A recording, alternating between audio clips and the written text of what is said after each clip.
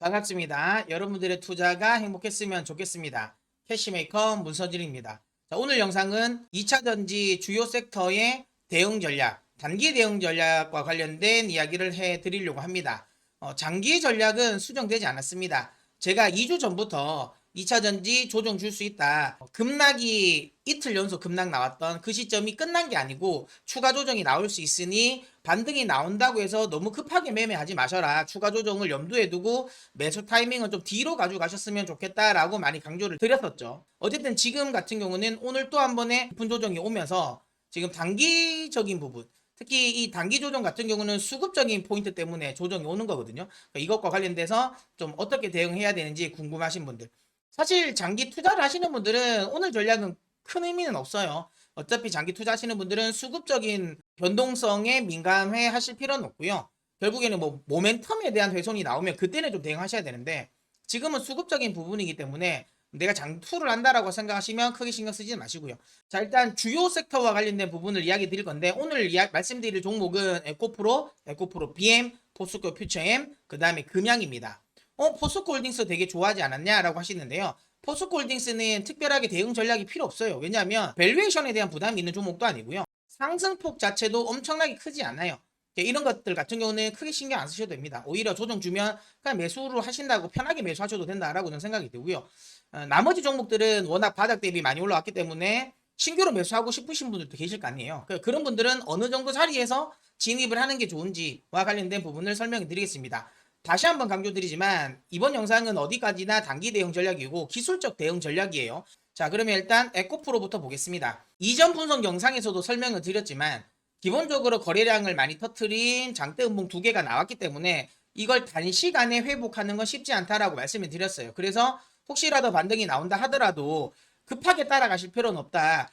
가격 조정 자체가 아주 깊지는 않겠지만 그래도 기간 조정은 나올 가능성이 있다라고 제가 말씀을 드렸어요. 그래서 지금 현재 분위기는 딱 그런 분위기죠. 그런데 지금 이전까지만 하더라도 매크로적인 부분에서의 악재 요인이 없었어요. 크게 밀릴 만한 요소가 없었는데 안 치는 것처럼 지난주부터 피치의 미국 신용등급 강등이라는 또 매크로적인 이벤트가 생겨버렸죠. 물론 2차 전지를 장기로 본다면 매크로적인 부분을 그렇게 크게 신경 안 쓰셔도 된다라고 생각하실 수도 있지만, 단기적으로 봤을 때 에코프로는 개인 투자자들만 가지고 있는 건 아니거든요. 기관 투자자라든지 그다음 외국인들도 비중이 많습니다. 그러면 이 그들 입장에서는 매크로가 꺾인다, 쉽게 말하면 지수가 꺾이면 그냥 기술적으로 그냥 매도 물량을 내야 된단 말이죠. 왜? 포트폴리오 내에서 베타 개수를 줄여야 되거든요. 그러니까 변동성을 줄여야 되기 때문에, 그러면 가장 많이 올라왔고 수익이 나 있는 종목 중에서 떨어졌을 때 변동성이 클 종목들부터 덜어낸단 말이에요. 그렇기 때문에 거기에 에코프로가 좀 부합하는 종목이다 보니까 매도 물량이 나올 수 있다. 그래서 그 물량 때문에 조금 더 매도가 거칠어지고 있다라고 보시면 되고요. 일단 기본적으로 저는 요 정도의 박스권이라고 저는 예상을 하고 있거든요. 그러니까 만약에 많이 가격적으로 조정을 주면 한 80만 원, 60일선 부근이라고 보고 있습니다. 왜 제가 이런 이야기를 또 드리냐면, 많은 분들이 지금 에코프로를 이야기를 할 때 MSCI 지수 편입과 관련된 이벤트를 자꾸만 이야기를 하는데요. MSCI 지수 편입이 에코프로 주가에 부정적인 영향을 미치진 않습니다. 당연히 긍정적이죠. 어쨌든 외국인들 입장에서, 기관들 입장에서는 결국에는 벤치마크를 따라가야 된단 말이죠. 그렇기 때문에 MSCI 지수에 편입이 되면 에코프로는, 그러면 외국인과 기관 입장에서는 그들이 생각하는 이 가격대를 그냥 기계적으로 매수를 하겠습니까? 저는 안 할 것 같거든요. 그러니까 외국인과 기관들 같은 경우는 지금 이걸 비싸다고 생각할 거예요. 어쨌든 의무적으로 넣어야 되기 때문에 매수는 하겠지만 난 지금 가격대는 너무 비싸다 라고 생각을 할 수도 있어요. 그렇기 때문에 오히려 지수 편입 이전에 가격을 자기들이 사기 좋은 가격대까지 한번 밀어놓고 살 수도 있다라는 거죠. 저는 그 가격대가 전 80만 원이라고 생각하거든요. 그래서 에코프로와 관련된 부분 같은 경우는 MSCI 지수 편입과 관련된 이벤트는 단기적으로는 오히려 수급을 꼬을 수 있는 이벤트라고 생각하셔야 돼요. 그렇기 때문에 너무 이것만 믿고 무조건 올라간다라고 생각하지는 마시고요. 한번 밀었다가 간다라고 생각하시는 게 저는 더 합리적일 거라고 봅니다. 그래서 지금은 에코프로 같은 경우는 추가적으로 좀 조정이 나올 가능성이 있다. 60일선까지는 좀 밀 수 있다라고 생각하셨으면 좋겠고요. 제가 이걸 계속 꾸준히 강조드리는 이유는 뭐냐면, 많은 개인 투자자분들이 흔히 말하는 물타기를 하지 않습니까? 저는 물타기를 부정적으로 보지 않습니다. 좋은 종목을 좋은 가격에 더 많은 비중을 늘리는 전략이라고 보기 때문에 나쁘게 보지 않아요. 좋게 보긴 하는데, 중요한 건 이거였어요. 물타기도 전략적으로 하셔야 돼요. 대부분의 많은 개인 투자자들이 물타기를 해서 실패를 보는 가장 주된 이유가 뭐냐면 돈이 있는데, 현금이 있는데 주가가 떨어지면 떨어질 때마다 매수를 한다는 거예요. 말 그대로 총알을 집중하는 게 아니라 그냥 난사를 하는 거예요. 그래서 결국에는 효과를 못 얻고 총알만 낭비하는 거거든요. 그러면 안 된다고 저는 생각을 합니다. 그래서 물타기도 전략적으로 하셨으면 좋겠어요. 떨어진다고 계속 사면 평단가 낮추는 효과가 크지가 않아요. 물타기로 인해 가지고. 그렇기 때문에 저는 좀 전략적으로 하셨으면 좋겠다라고 이야기 드리고, 좋은 자리는 두 가지입니다. 뭐냐면 가격적으로 매력적이거나 아니면 더 이상 가격이 안 떨어질 거라는 확신이 있는 자리. 이 두 자리가 좋은 자리거든요. 그러면 에코프로의 좋은 자리가 어디냐면 저는 80만 원 혹은 21선을 다시 올려 붙이는 자리라고 봅니다. 21선을 다시 회복하는 자리라면 가격적으로는 부담스럽죠. 싼 자리는 아니죠. 하지만 강한 매도 물량이 있음에도 불구하고 21선은 다시 재탈환하는 지지력이 생겼다라는 거, 그만큼 대기 매수세가 아주 강하게 나왔다라는 거고, 그러면 가격 조정은 쉽지 않다라는 거예요. 추가적인 가격 조정은. 그렇게 된다면 저건 가격적으로 조금 비싼다 하더라도 안전한 자리라고 보시면 되고요. 반면에 여기서 만약에 더 밀린다면 80만 원 부분까지 밀린다면 이때는 여기서 더 빠진다 하더라도 겁낼 게 없는 자리죠. 80만 원대라는 건 에코프로의 장기적인 성장성을 감안한다면 매우 싼 가격대다.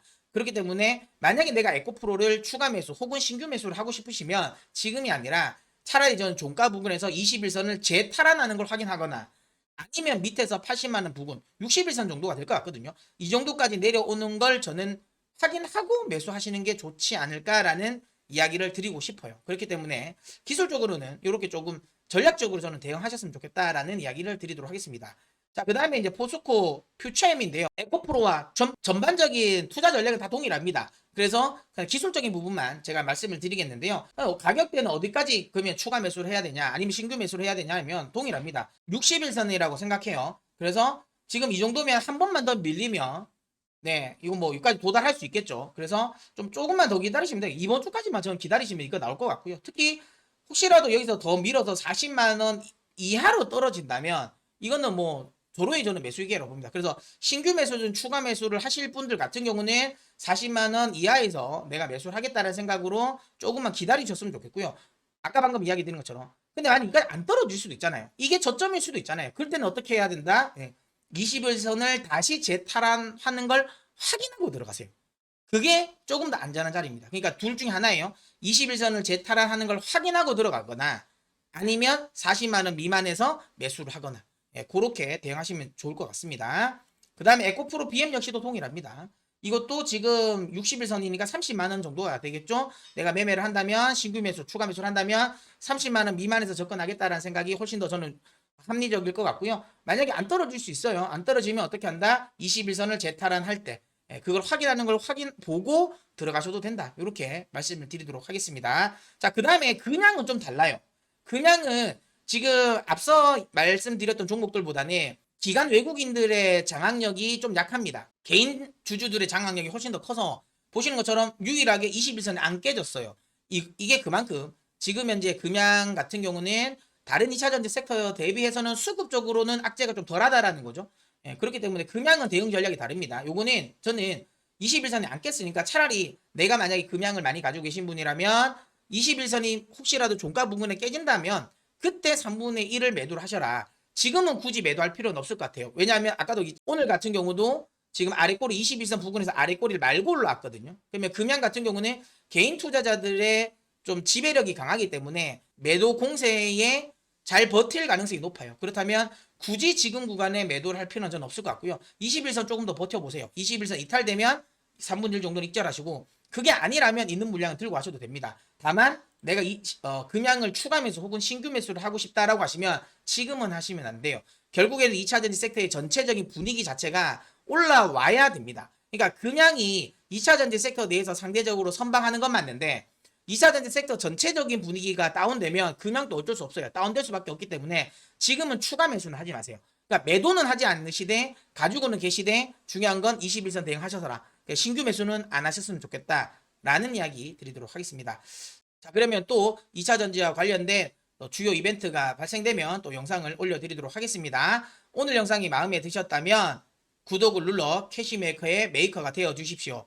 여러분들이 선택하시면 영상으로 보답해 드리도록 하겠습니다.